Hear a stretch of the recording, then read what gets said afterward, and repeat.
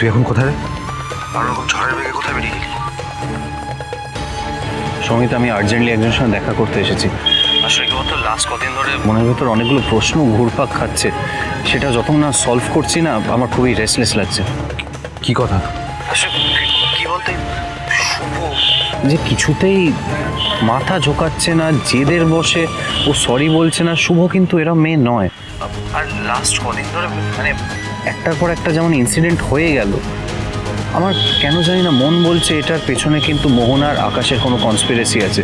আর শুভ এমন মেয়ে নয় যে নিজের ভুল করবে তারপরও মেনে নেবে না, শুধু জেদের বসেও সরি বলবে না। শুভ কিন্তু এরা মেয়ে নয়। বলছি তো সব ঠিক আছে, তুই যেরম যেরম বলবি আমি ঠিক সেরকমই করব।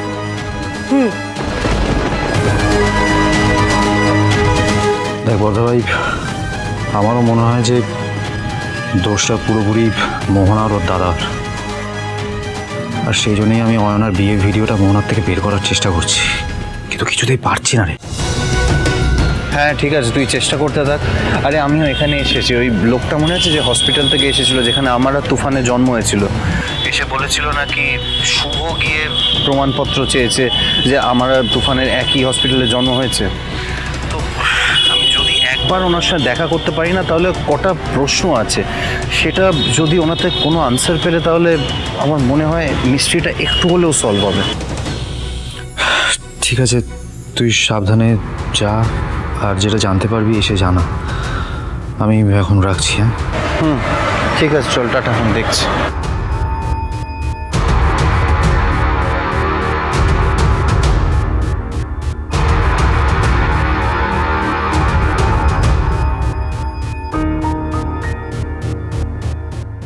আপনি কি আমায় ডেকেছিলেন? হ্যাঁ, আমি আপনাকে ডেকেছিলাম। বলুন কি দরকার। আসলে আপনি বোধহয় আমায় চিনতে পারেননি, বা আপনি এনাকে কি আপনি চিনতে পারছেন? না, কিভাবে চিনবো? যাকে কোনোদিনও দেখিনি তাকে কিভাবে চিনবো? আর আপনিও বা আমার সাথে এরকম অচেনা মানুষের ছবি দেখিয়ে কুইজ কেন খেলছেন? যদি চিনতেই পারছেন না, তাহলে কি করে সেদিনকে এনার বিরুদ্ধে আমাদের বাড়িতে এসে সাক্ষী দিলেন? কিসের সাক্ষী? মনে নেই? সেদিনকে আমাদের বাড়িতে এসে আপনি বললেন যে ইনি নাকি হসপিটালে গেছিলেন আমার আর তুফানের জন্মর প্রুফ চাইতে। আপনার কিছু মনে পড়ছে না?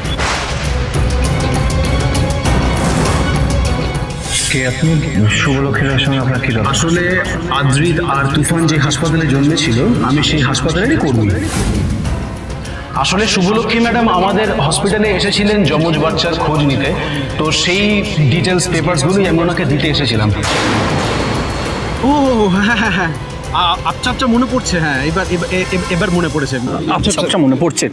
টেল me seriously, otherwise I will take it up with your seniors এবং দেখবো তোমার চাকরি যাতে যায়। আমি সত্যি বলছি, পুরো পুরো পুরো সত্যিটাই বলছি।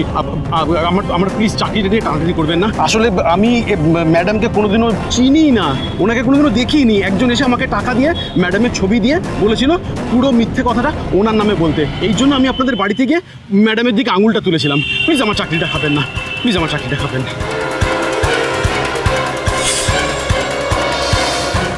কি হলো শুভ? তুমি এগুলো খোঁজ নিয়েছিলে? আমাকে কিছু বলোনি? না, এগুলো মিথ্যে কথা বলা হচ্ছে। আমি কোনো খোঁজ নিইনি, আমি কোনো হসপিটালে যাইনি। এক মিনিট, ঠিক করে দেখে বলুন তো, এনাদের মধ্যে কি কেউ এসেছিল? এনাদের মধ্যে কি কেউ আপনাকে টাকা দিয়েছিল এটা করার জন্য? না না, ঠিক করে দেখে বলুন। হ্যাঁ সত্যি কথা বলছি আমি। না, এনাদের মধ্যে কেউ না। প্লিজ আমার চাকরিটা খাবেন না, দয়া করে বলছি আমার চাকরিটা খাবেন না। তখন আমি পয়সার লোভে পড়ে একটা ভুল কাজ করে ফেলেছি বলে আমি আপনার পায়ে ধরে ক্ষমা চাইছি। যান যান যান যান যান আমার চাকরিটা যান। তাহলে কি এই কাজটা মোহনা বা আকাশ অন্য কাউকে দিয়ে করিয়েছিল? না, যে করে হোক আমাকে কিছু প্রমাণ বার করতেই হবে। শুভ এরকম কারণ ছাড়া মাথা নত করছে না, এটা হতে পারে না। শুধু জেদের বসে শুভ সরি বলছে না। এবার আমিও প্রমাণ করব যে সবের পেছনে মোহনা বা আকাশেরই হাত আছে, শুভ নির্দোষ। আমার কেন জানি না মনে হচ্ছে অয়নার বিয়েটাও কনস্পিরেসি, সেদিন থেকেই আমার শুভর প্রতি অবিশ্বাস শুরু হয়েছিল। আমার শুভকে আমি নির্দোষ প্রুফ করব। শুভরা তো সত্যি কোনো দোষ নেই। তুমি যে রায়নাকে ভালোবাসো সেই কথাটা আগে বলোনি বা কেন?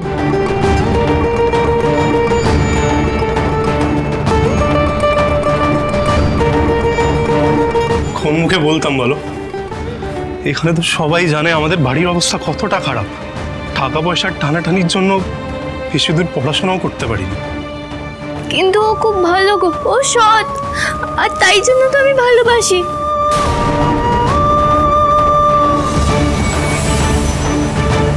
দিদি জানো তো, ওর মতো মেয়ের না আমার দিকে চোখ পড়ারও কথা নয়। ও তো কলকাতার অনেক বড় ব্যবসায়ীর মেয়ে। কিন্তু আমার বিশ্বাস করো, আমি ওর টাকা পয়সা দেখে ওর সাথে সম্পর্কে জড়াইনি, একদম জড়াইনি। আমাদের মধ্যে না ওই বড় লোক গরিব লোক এই বিষয়টাই কোনোদিন আসেনি। আমরা শুধু এক অপরকে মন থেকে ভালোবেসে একসাথে থেকেছি।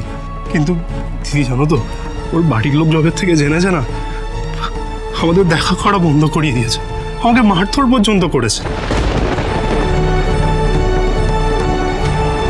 তার মানে তোর এসব চোট আসলে ওই মারের দাগ? কিন্তু তুই যে বলেছিলি তোর অ্যাক্সিডেন্ট হয়েছিল। অসভ্য জানোয়ার ছেলে, মাকে মিথ্যে বলেছিলি তুই। তুই যখন জানিস ওই গুহদের এত ক্ষমতা, তখন এই মেয়ের সাথে লটর পটর করেছিলি কেন? মার খেয়ে মরবি বলে?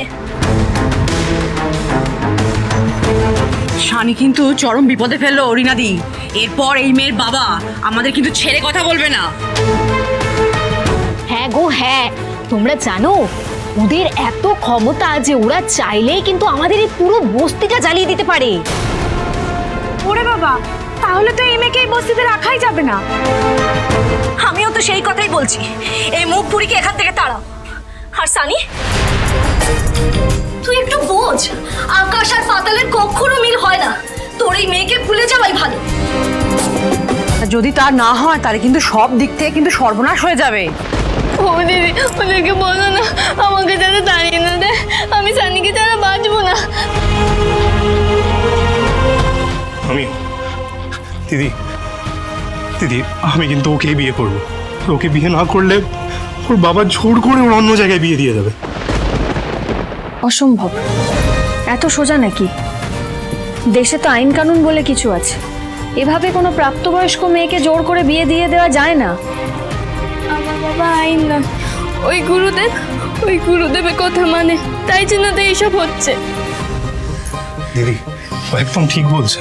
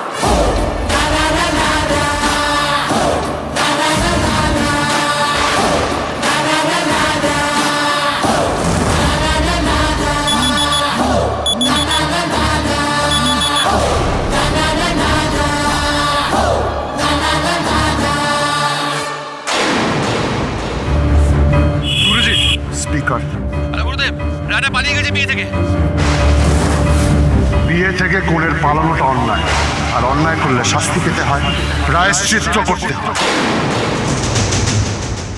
যে যত বড় গুরুদেবী হোক না কেন, যতই ওর জয়গান গাওয়া হোক না কেন, দেশের আইন কানুনের ওপরে কেউ নয়। এইভাবে জোর করে বিয়ে দেওয়া যায় না, কিছুতেই না।